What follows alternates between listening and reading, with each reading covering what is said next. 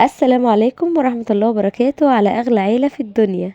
رمضان كريم عليكم وعلى بيوتكم يا رب. النهاردة أول حلقة في سلسلتنا بيوت من نور، والبيت اللي هنفتحه النهاردة مش مجرد بيت، ده كان مملكة الحب والأمان. هنحكي حكاية السيدة خديجة وحكاية زواجها من النبي صلى الله عليه وسلم، الست اللي غيرت مجرى التاريخ بحنيتها وعقلها. اسمعوا معايا الحكاية دي بقلبكم مش بس بودانكم. خديجة بنت خويلد رضي الله عنها كانت سيدة عظيمة وغنية جدا في مكة، وكانت بتشتغل في التجارة وعندها قوافل. هي كانت بتدور على واحد أمين وصادق علشان يسافر بالشغل بتاعها اللي هو التجارة. في الوقت ده سيدنا محمد صلى الله عليه وسلم كان معروف بسمعته الحلوة قوي. الناس كلها كانت بتناديله الصادق الأمين عشان هو عمره ما كذب ولا غش. لما عرفت خديجة بالصفات دي بعتت له تعرض عليه يشتغل معاها ويطلع بالبضاعة بتاعتها للشام.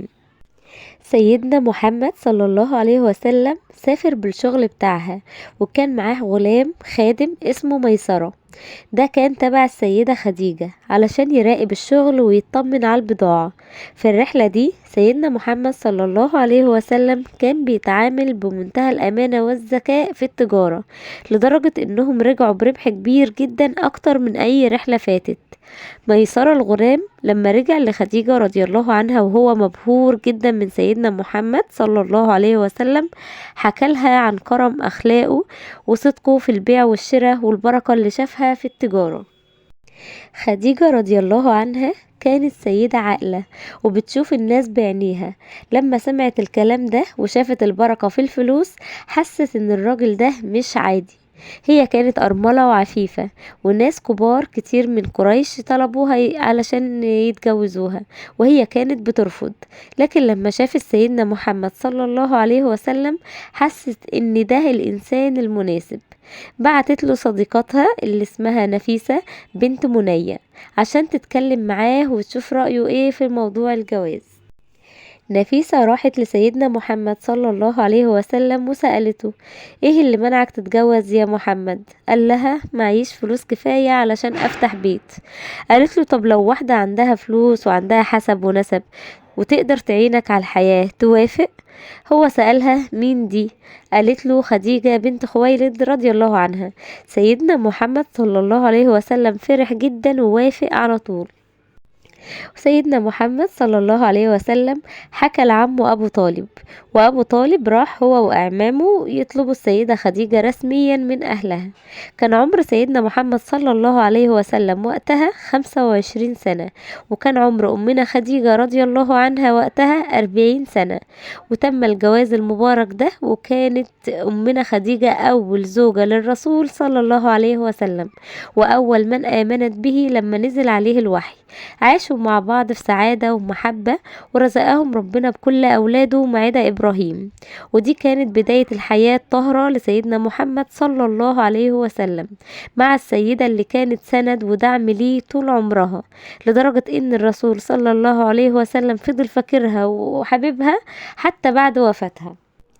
يعني وباختصار الحكاية بدأت لما السيدة خديجة كانت سيدة أعمال غنية وليها شأن. سمعت عن شاب أخلاقه زي الذهب ملقب بالصادق الأمين، بعتت له يتاجر بمالها، ولما رجع وعرفت أمانته قلبها اختاره قبل عينيها. هي اللي عرضت عليه الجواز، والنبي صلى الله عليه وسلم وافق، وبدأ أجمل بيت في مكة، بيت ما كانش فيه صوت عالي ولا نكد، كان فيه سكينة. عاشوا مع بعض 15 سنة قبل الوحي في هدوء تام، ورزقهم ربنا بالبنين والبنات، وكانوا أسعد زوجين. لما النبي صلى الله عليه وسلم اتجوز السيدة خديجة رضي الله عنها كان لسه في عز شبابه، كان عنده 25 سنة وهي كانت أكبر منه عندها 40 سنة. بس الجوازة دي كانت بركة وخير عليهم هما الاتنين وعلى الأمة كلها. خديجة رضي الله عنها كانت بالنسبة ليه مش مجرد زوجة، دي كانت صاحبة المواقف والسند والمدير الفعلي لبيته، عشان كانت ست أعمال وبتشتغل، كانت بتريحه نفسيا وتطمنه. النبي عاش معاها حوالي 25 سنة، ودي كانت فترة استقرار مادي وراحة بال قبل ما تبدأ مرحلة النبوة الصعبة. كل أولاده إلا إبراهيم كانوا منها: القاسم وعبد الله وزينب ورقية وأم كلثوم وفاطمة رضي الله عنهم جميعا. كان عايش حياته كشاب ملتزم ومحترم في المجتمع المكي، وكان معروف بالصادق الأمين من قبل النبوة. قبل ما ينزل عليه الوحي، النبي كان بيقضي وقت كتير في حتة اسمها غار حراء، ودي كانت عادة عند أهل مكة اللي كانوا بيدوروا على الهدوء والتفكير بعيد عن ضوضاء الشغل والتجارة. كان بيطلع يقعد في الغار بالليالي الطويلة، بيتعبد على ملة سيدنا إبراهيم صلى الله عليه وسلم، ويفكر في حال الناس وعبادة الأصنام الغلط. السيدة خديجة كانت عارفة ومتفهمة الروتين ده، وكانت بتجهز له أكله ومستلزماته عشان يطلع يعتكف، وده بيوريك قد إيه كانت فاهمة طبيعته الروحانية. وفجأة الدنيا اتغيرت. النبي صلى الله عليه وسلم نزل من غار حراء خايف، بيرتعش، مش فاهم ايه اللي بيحصل.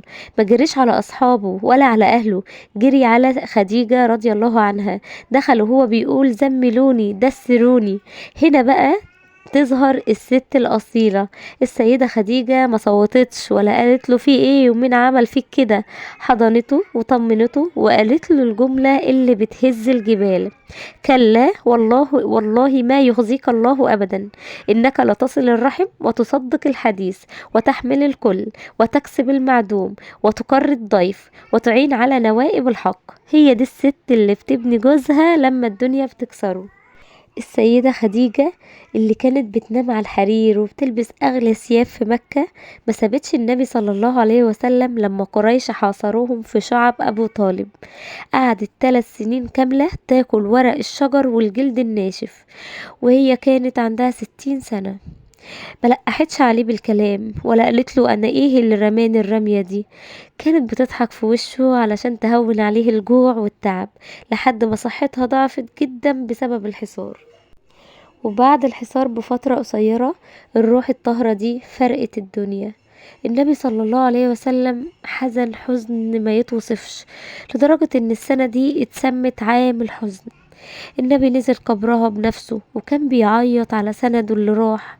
تخيلوا ان النبي صلى الله عليه وسلم فضل طول عمره فاكرها، لدرجة انه كان بيذبح ذبيحة يقول كل ما يذبح ذبيحة يعني يقول: ارسلوا بها الى اصدقاء خديجة، يعني وفاء ملوش مثيل.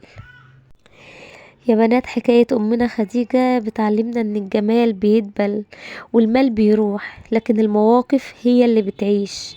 النبي صلى الله عليه وسلم لما السيدة عائشة رضي الله عنها سألته عنها بعد سنين، قال لها بصدق: آمنت بي إذ كفر الناس، وصدقتني إذ كذبني الناس، وواستني بمالها إذ حرمني الناس. رسالتي ليكي يا ست الكل يلي بتسمعيني: كوني لجوزك خديجة في عز أزمته، يكون ليكي محمد في وفائه ليكي طول العمر. يا رب في أول يوم رمضان املأ بيوتنا ببركة وسكينة زي بيت السيدة خديجة رضي الله عنها. اللهم ارزقنا الرضا واجعلنا زوجات صالحات صابرات، واجمعنا بمشايخنا وأمهات المؤمنين في الفردوس الأعلى يا رب العالمين. ان شاء الله بكرة معدنا مع حكاية جديدة وبيت جديد من بيوت من نور. ما تنسوش تصلوا على النبي في التعليقات. اسيبكم في رعاية الله وامنه، والسلام عليكم ورحمة الله وبركاته.